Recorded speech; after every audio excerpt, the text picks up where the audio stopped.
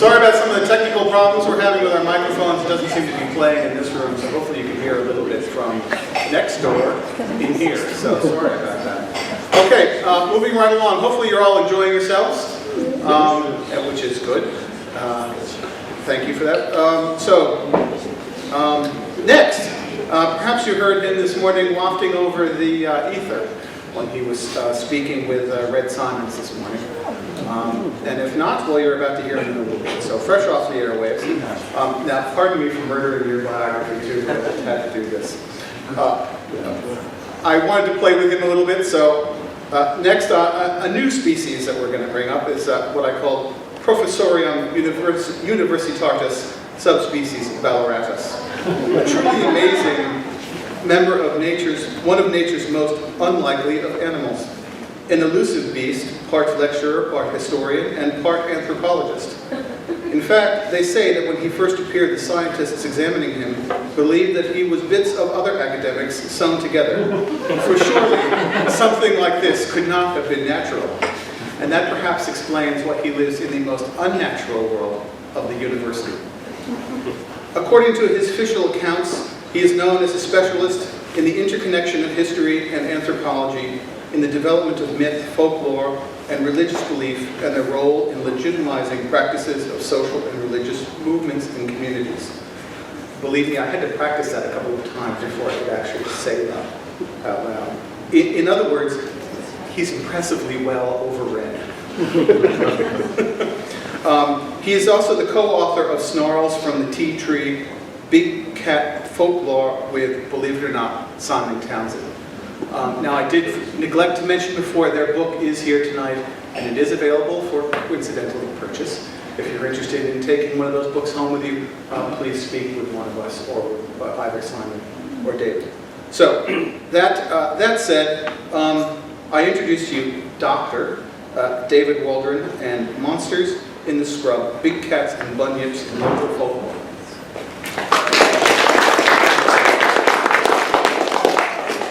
Right, so a little bit of how I ended up in this project. My background was actually doing British folklore until very recently. An earlier book I wrote was on the history of witchcraft, and then I wrote a book more recently on the Black Dog of Bungay, which is the it's a local English piece of folklore that's the backstory behind Hound of the Baskerville, if you know the Sherlock Holmes story. Anyway, when that book was launched, the head of research, Frank Stagnetti, said to me, "Do you mind doing something local and regional in Australia to fit with your position working at the University of Ballarat?" And I went, "I've been hearing the story of the big cats and so on since I was a little kid going to Boy Scouts and things in Warragul." And I went, "I'll get into that and have a look." So got into having a look at the background history and the stories and so on behind it, and tracing it through the mass media and government reports and the like. And I kept on running into the stumbling block of people making claims that certain types of kills had to be done by this animal compared to that animal, and went out with people and looking at animals and thinking, well, the sheep's dead, I can see that much. And so in the end I was talking to people working in that sort of scene, and I ended up going down to Geelong and having a chat to Simon and getting those sorts of detailed material, like what is a big cat kill meant to look like in Australian heritage and folklore compared to that of a dog kill. Now, when I say folklore too, I should be clear, there's no pejorative in this. Folklore is simply a story that has powerful resonance in your culture. There's folklore of Simpson and his donkey. It certainly happened, but it has become a major part of Australian storytelling and how we define ourselves. And that to me is perhaps a really interesting story behind Bunyips, Yowies and big cats. That it tells a lot about Australian engagement with the environment. It tells a lot about our engagement with introduced species. It tells a lot about who we are as a people, which is, in a sense, what really interests me. So when I look at these stories, in the end I started tracing it through historically. I go through bazillions and millions of old newspapers and preparing government files and doing freedom of information requests and the like, and I ended up dividing this into three phases when we're trying to make sense of these monster stories from Victoria. For starters, there was that period of colonisation to the 1870s. There's a period of settlement and modernisation, especially in Victoria, trying to develop a new economy that's not dependent on gold.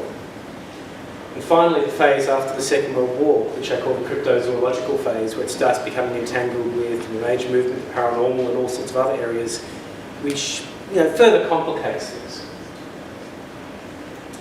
So this early phase, it's really fascinating when you're going through these really early reports of colonial Australia. In particular, you got this sense of a very alien landscape, a landscape that you don't know how to make sense of, they don't know how to deal with it. In particular, people are here and they're trying to apply the tools from Africa and Asia to Australia, and they're finding them wanting. There's a great story. There was a guy there who's talking about hunting elephants in Western Australia. And we laugh at it, like, joke at it, but looking at what he's saying, he's found bones of, like fossil bones of a large animal that, did megafauna, some sort of diprotodon, those big snub-nosed faced kangaroos, those sorts of animals. He's seen that. He's seen trees stripped of bark, which in Africa and India would have meant to him elephants were feeding off the trees. He's seen diggings under trees, which he thought were elephants rolling around. Today we know the red kangaroos digging around in the dirty and hotter weather to cool down. And so he's seen signs of elephants. He's looking for elephants. He's found elephants. There's a story of these French shepherds. They thought there were hippos living on Rottnest Island. It's like the largest thing there's a quokka. I think a friend of mine had a joke of quokkodons. Little wallabies. But again, you get to the guts of what they're actually saying. They said they're seeing diggings on the riverbank. They saw some sort of large animal in the bay that submerged itself. They're hearing calls at night, but they didn't know what they were. One of the sailors who'd served in Africa said, "Oh, that reminds me of how a hippo sounds." So they're looking for these signs, and you think about where Australia's situated, it's pretty logical they thought they were going to find the flora and fauna of Africa and Asia here. But nonetheless, they don't know how to deal with it. I had that picture of a kangaroo at top.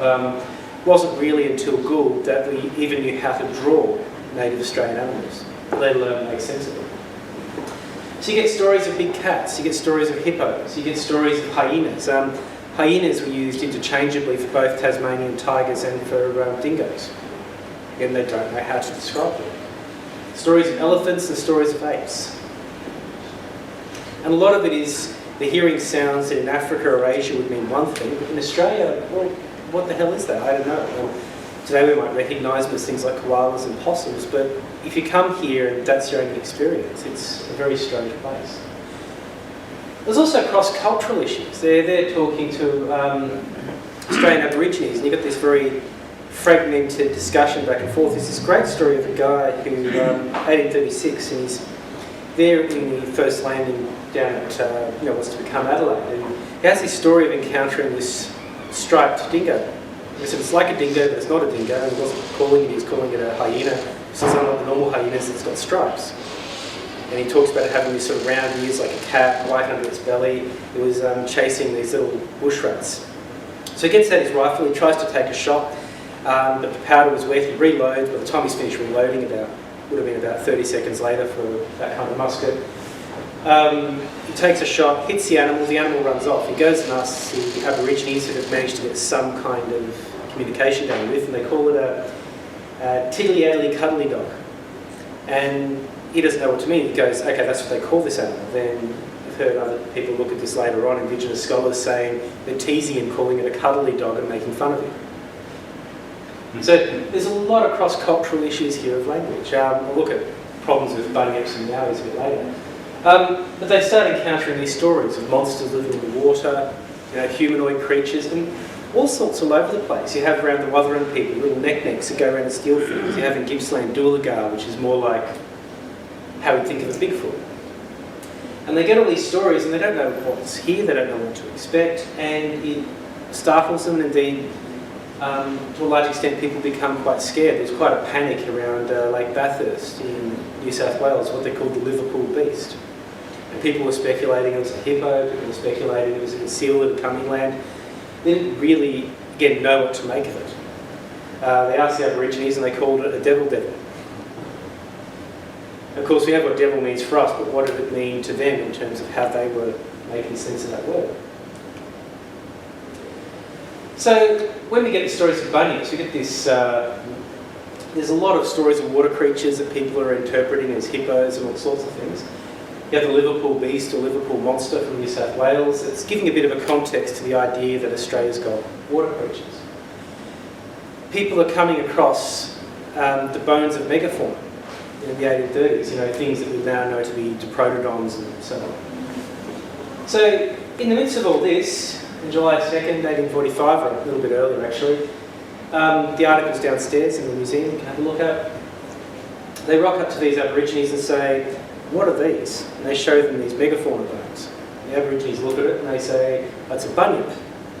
And they tell them this story of the bunyip, you know, the description you can read downstairs of an animal that hunts by having its just snout and eyes above water, that it suns itself from the bank on hot days and slips into the water barely making a ripple, that it stands on its back legs and is 12 feet high, that it has a mouth like a duck or an emu with serrated edges like a stingray's tail. So they've told them this story, and they tell them stories about encounters with this animal.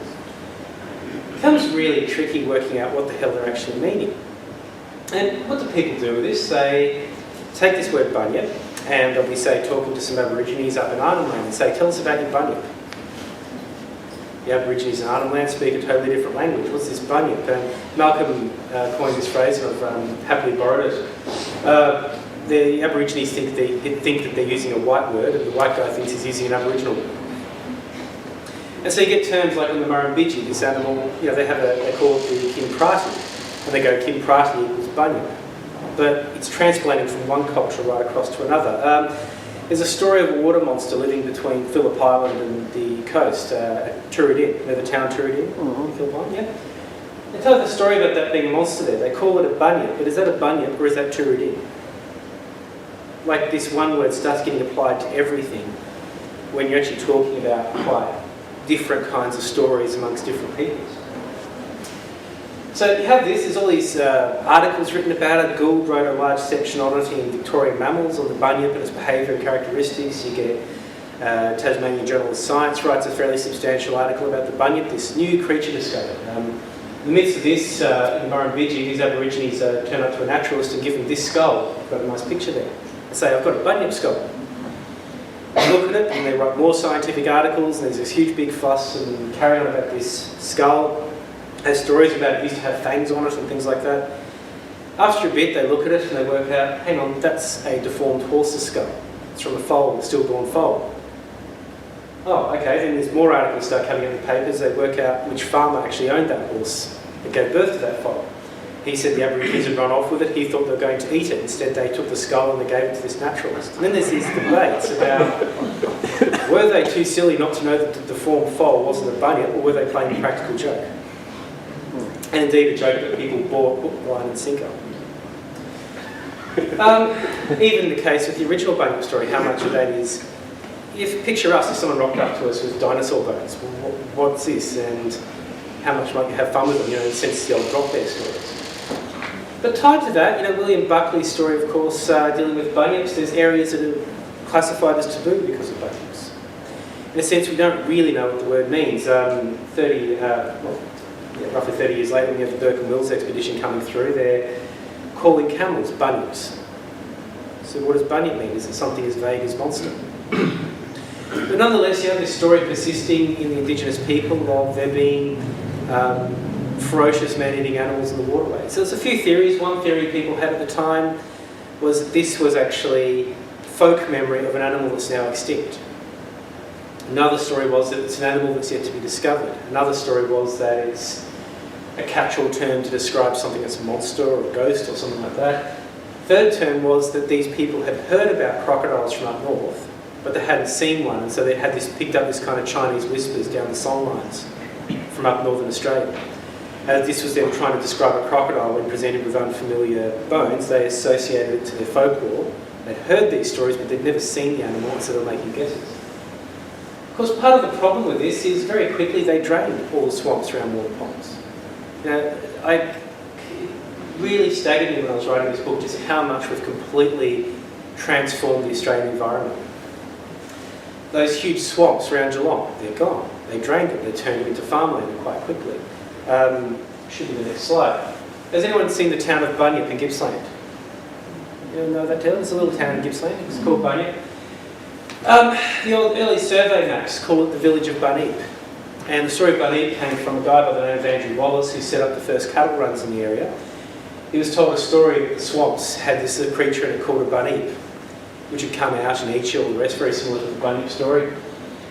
He in the end thought they were playing a practical joke on him because the sound that they were attributing to the bunyip, he later found out was a type of bird, the Australian bittern. But nonetheless, the Cooey Rup swamp, gone, and gone very rapidly. We want farmland, let's drain the swamp, much the same as they drain the fens in England. When I talk about big cats later, I called it snarls from the tea tree because you get all these stories from Western Victoria of these huge tea tree forests. You hear weird noises at night, things that come out during the day and eat your sheep and then disappear. That tea tree forest is gone. Even where we have a national park in those areas, it's a fantasy. It's like an English fantasy of a forest with nice trees. We have completely and utterly, irrevocably transformed the environment. So in a sense, bunyips died out because the areas where bunyips could live disappeared. There was nowhere people could factor. The idea of a bunyip living in the Barwon River now is ridiculous, but when it's tied to a huge network of swamps, well, that's plausible. Similar thing with Yowies. First reference I could find of Yowies was in the 1830s around the Hunter River. But in the Hunter River, it's really complex. This is that language problem. They use the term Yowie. They sometimes refer to it as Wowie. Sometimes they call it a Yahoo. But they describe, ultimately, they talk about Yowie or Wowie being a cooey that you call to let someone else know where you were. They have the term, they talked about a man going to sleep and worried about where his Wowie would travel to. There's also a story of a Wowie being a creature that lives in the water that eats you that's vaguely humanoid. Then they start calling it a bunyip. Then they start focusing on the humanoid side. And then once it becomes white folklore, it takes on a whole new meaning. By the end of the 19th century, they're using it to describe a humanoid animal. They start calling it Australia's gorilla. When Hillary comes back from climbing Everest and he has the story of the Yeti, it becomes Australia's version of the Yeti. Similar history with the American Bigfoot story. It starts off as a folk song about a mentally retarded Indian and ends up becoming America's answer to the Yeti. And these things change over time. And a similar story, as the forests have been cleared, as the swamps have been drained, the places where a creature like this lives disappears and it ends up becoming folklore. But there's complex issues here. There's engaging with Indigenous people who are using the word in a way that is very complex and unique to their culture that we really don't understand, and we never will, because that culture's been irrevocably damaged, that traditional social structure. I'll give an example. I was using this with students this week, actually. If I asked you to describe to me a monster, students would often say to me things like, oh, there's a monster under the bed, and they'd go, well, okay, if I got a rifle, could I go into your bed and find a monster and shoot it? Well, it might be in the wardrobe. Okay, can I shoot the monster in the wardrobe? Okay, you've called your mother-in-law a monster. Adolf Hitler's a monster. Well, but Grover's a monster. Grover's nice. What's a monster? It's a very complex term. I could use the same thing with the word spirit. It's a drink, it's soul. You might talk about something's character, like the spirit of music. You might talk about the Holy Spirit in a divine sense. These terms had very complex meanings that we don't really fully understand. And then, of course, we apply them everywhere. They start calling everything a yellow. They're called Dooligar from Gippsland a yellow. They're called the Neck-Necks from around Ballarat and Long yellow. So they become a ubiquitous term. In a sense, it becomes a white story. Then you get interesting stories. There's a Yowie panic from up around Mount Cole, Mount Uanga, around Beaufort. This is in the 1930s, and then the name the Aborigines were calling it was Featherfoot. And Featherfoot was much more like a sort of G'daicha man, even sorcerer, as opposed to Bigfoot, but nonetheless it becomes incorporated as this Bigfoot story. The actual descriptions from the 1930s panic was of a guy who had some sort of hairy coat or hairy back, who had large feathery feet, who had an odd gait. But it caused quite a panic to the point where they're having armed parties out hunting this Featherfoot. And again, very complex local meanings that are just shoehorned into this one word.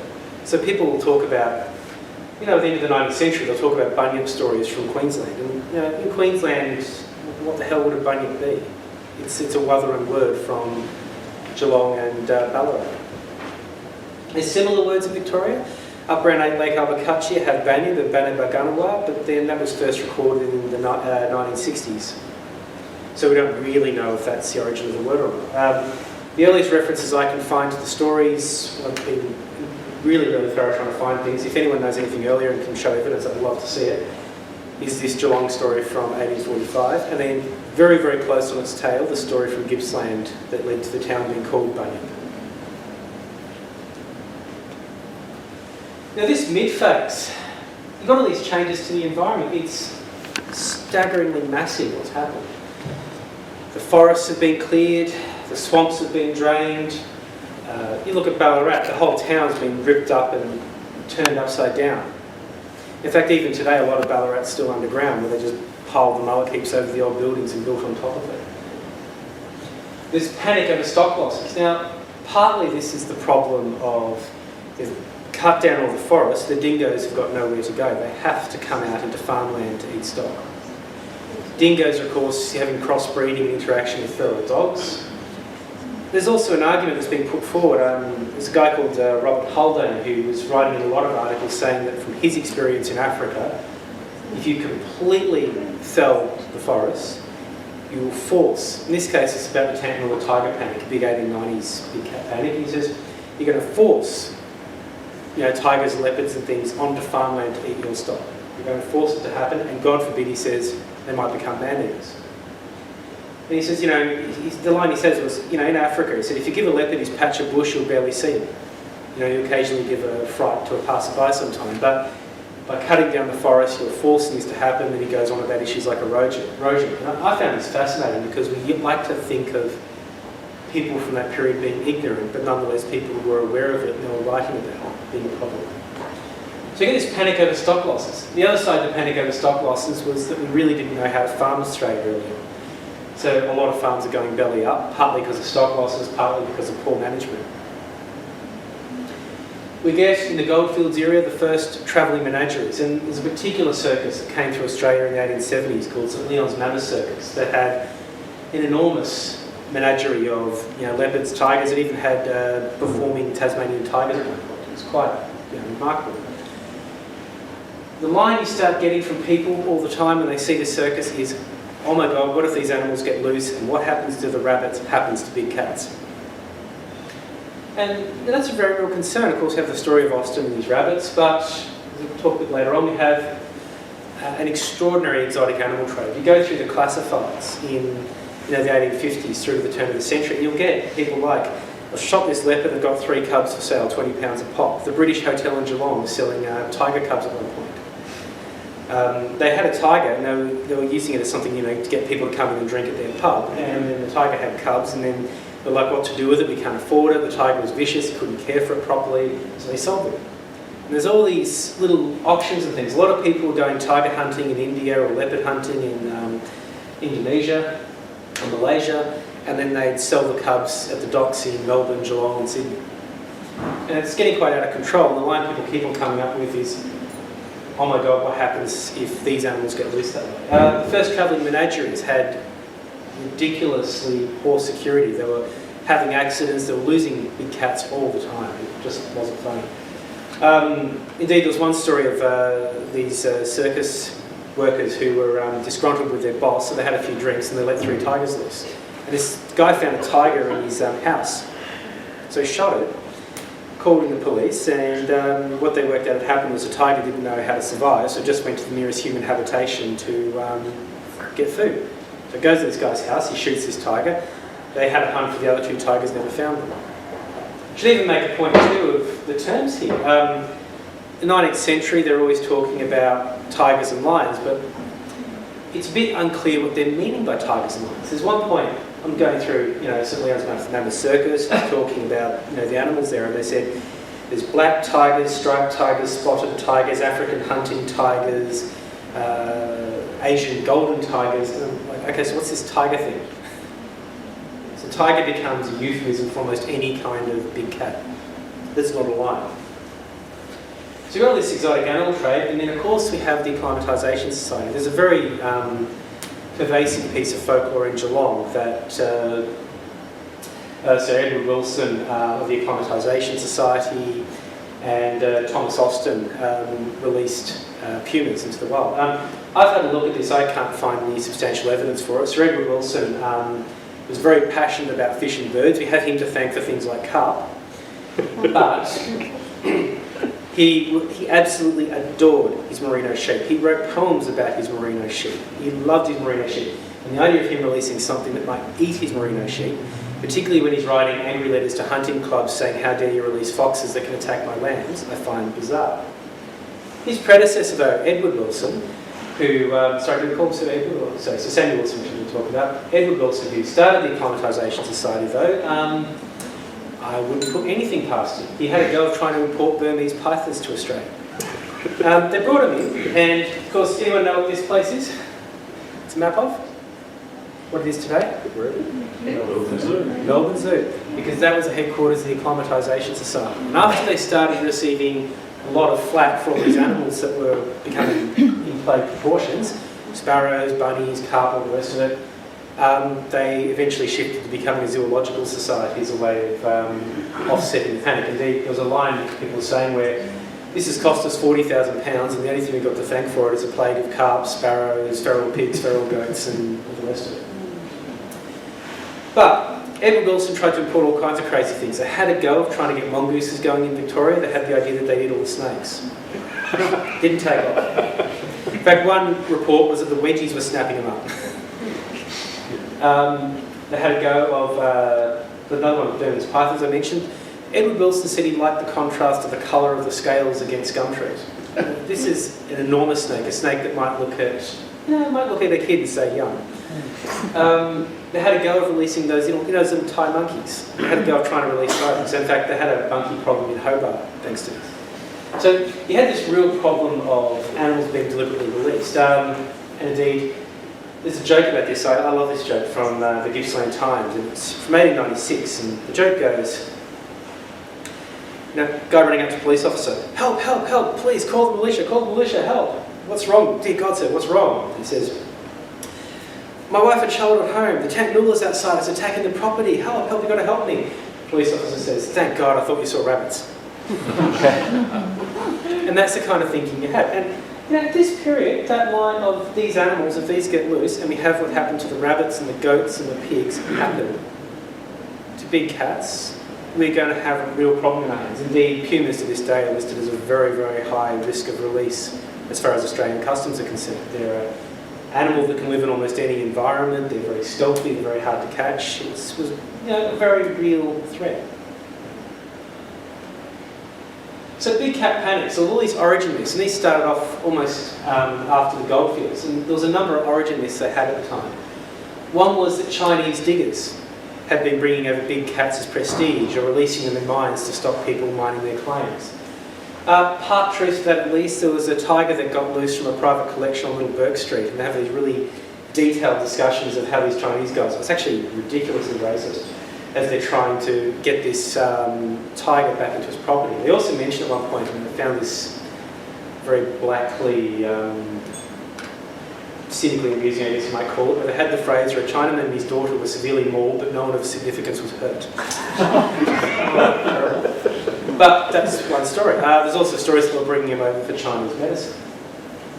There's a story of big cats who are escaping from private collections. Indeed, there were a lot of private collections. Menagerie escapes and also stories of deliberate releases. Now the thing I want to emphasise here is they were all happening. Whether or not they turned into a breeding population is another issue, but they were happening. And quite, I wouldn't say frequently, but not uncommon. Another story that started popping up was that they had thylacines on the mainland, and you'd occasionally have, the claim was you get quolls of enormous size. You get that 1836 story I mentioned earlier on, but for instance in the Tantamount, the tiger panic, Australia's biggest big cat panic. In fact, it was a panic to the point where at one stage they had a ship that sank off the coast of Robe in South Australia. And they said they had insufficient personnel to rescue the crew because everyone had been out requisitioned to hunt tigers around the Gambia. They had two shikari come across from Afghanistan to hunt tigers. They were paid like £100 each and a weekly wage to go hunt tigers around Gambia. They had 50 constables equipped with rifles to go hunting. They had a panic about big cats in Ballarat. The Creswick Mining Association, the local militia police went out and combed the bush between Ballarat and Creswick, hunting for these big cats. Sir Richard Marks based in Mount Gambier, made the claim that it was more likely that people were seeing thylacines than big cats. And he made an argument for that based on some of the sightings that were describing a stripy dog-like animal. Another guy claimed that he'd seen quolls grow to enormous sizes. In fact, he claimed he saw a quoll that was 18 inches tall at the shoulder, which is like, I think Simon had the line of it, as big as a leopard and just as dangerous. It was a lot of these stories popping up, and they were tied to other panics. What I found was you'd have a panic about lost stock attributed to dingoes. After a while, people would say they're seeing kills that don't match the way dingoes and feral dogs kill animals. People would then step forward saying they think it actually looks like the way a big cat would kill based on their experience in Africa and India. And then you'd start having this really large-scale panics. And, people complain about the 17-odd grand spent on the recent Victorian government study. I'm talking here about thousands and thousands of pounds spent trying to hunt big cats. The way they resolved it in the end, and people had the view at the time in the papers, and I think it's probably quite accurate, and essentially what you do is you shut people up by shooting the biggest dog you could find and presenting that as a real culprit. So, you have like the Tantamount tiger. A guy by the name of Tom O'Donovan claimed to have shot this in the vicinity of Mount Shank. He said this is the real culprit, this dog. Started off being a dingo cross. Dingo cross wasn't cool enough. They called it a wolf. And when I say it's not cool enough, you see the animal, it's really obviously a dingo. It's absolutely obviously a dingo. They called it a wolf. A guy wrote in a poem in the Adelaide Advertiser calling it an Assyrian wolf, and he took the line from the poem by Tennyson, I think it was, the Assyrian came down like a wolf from the fog. Now, there's no such animal as the Assyrian wolf, but it was a good line for the papers. They then said that around the line that, in the Border Watch, that this is the kind of Assyrian wolf that's being kept at the Victorian Zoological Gardens. Then it became the Victorians are deliberately releasing ferocious animals over the border in South Australia to sabotage their wool industry. And it grew. Gippsland panther. Guy shot by a guy called Robert McDonough. I've got a picture of him here with a dingo pup from an animal he shot. He shot a large black feral dog, feral dog actually was, that attacked him when he was surveying for a bridge. The story goes that he was there surveying, his wife saw the dog coming for him, he turned, the dog went in, he grabbed his rifle and he shot the dog, and they brought him in. This dog, as you can see though,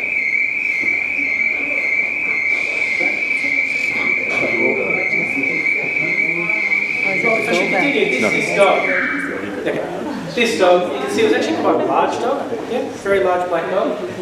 Presented as a real culprit. They also popped up shortly afterwards with a white dog with black spots that said was the Mafra leopard.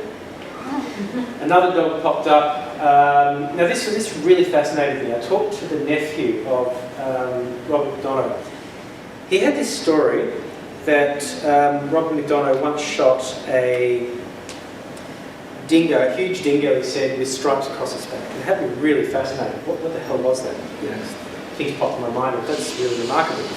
Particularly, he had stories in Gippsland of what they called the zebra wolf, which people claimed at the time was an escaped thylacine from St Leon's Motor Circus. Couldn't find it anywhere, thought it was one of those urban legends, he couldn't find photos of it, and then I came across a Furrier's report, and they described it as a bull mastiff dingo cross with stripes across its back, not as regular as those of a tiger. They described it as a bull mastiff cross at the time when it was given to a furrier in the museum for examination. So, this is happening all the time. Every few years you're getting this big cat panic, they're shooting a big dog and saying that's your culprit. Over and over and over again. Dingo panics in Gippsland. Gippsland Times is actually arguing at one point that you should send your children to school in large groups with the oldest boys having rifles. They were claiming almost daily that people were getting attacked by dingoes. Again, deforestation combined with the 1933 Gippsland floods that were just enormous, forcing the predators onto farmland to eat stock and making them desperate. Of course, zoo escapes at the Sonata Puma, which is downstairs, I noted, but it's a nice little example.